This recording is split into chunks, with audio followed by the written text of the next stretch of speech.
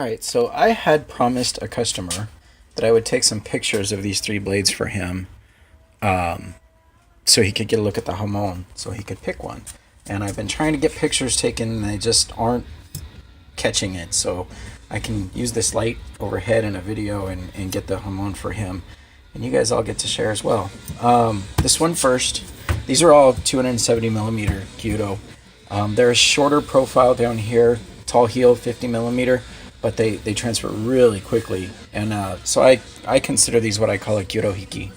Very short up towards the tip where you're going to do a lot of work, but they still have a nice larger profile down here, heel height on the board. You know, it's more better than a typical Gyuto-Hiki, and makes them a little more useful. They still slice well. They prep vegetables great because there's nothing for the vegetable to stick to. But at the same time, they got a nice board clearance for guys with big hands. Works good. Anyway, this one here is a pretty typical line for me. It's, you know, top third of the blade, nice and clean up towards the top. Ends up in here somewhere.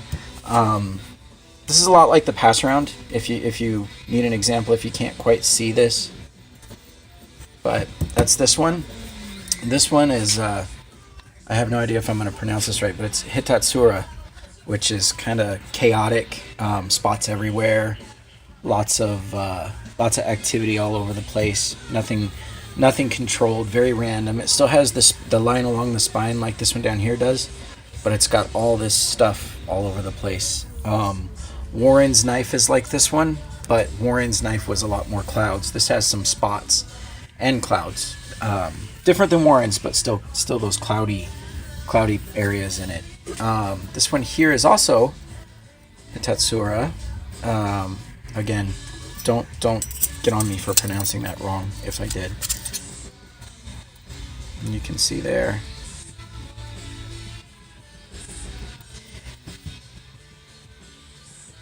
Now this one has some spots of softer color that touch the edge, and in a sword blade, sometimes that's considered a flaw.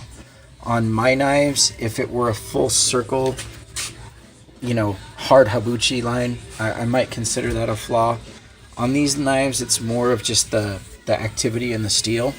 And the fact of the matter is that, you know, one spot of slightly softer steel isn't going to hurt anything. And to me, it's actually more beautiful when the pattern continues across the whole blade, because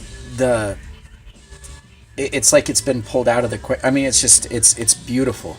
And this steel, I mean, technically it's not even really, I mean, maybe half a Rockwell point softer, and these are 64, 65 to begin with. So when you're talking softer, it's not like it's going to be dead soft. I mean, it's hard steel. The spine up here is dead soft, and you can see the difference in the color. This is soft steel. I mean, this is still 50 Rockwell probably. So, you know, just to clarify that up, I would not let this be a deterrent for me in a kitchen knife type blade, because that one little spot that's a tiny bit softer is, as you sharpen, I mean, you're going to touch it up as you go anyway, and it's not going to be an issue.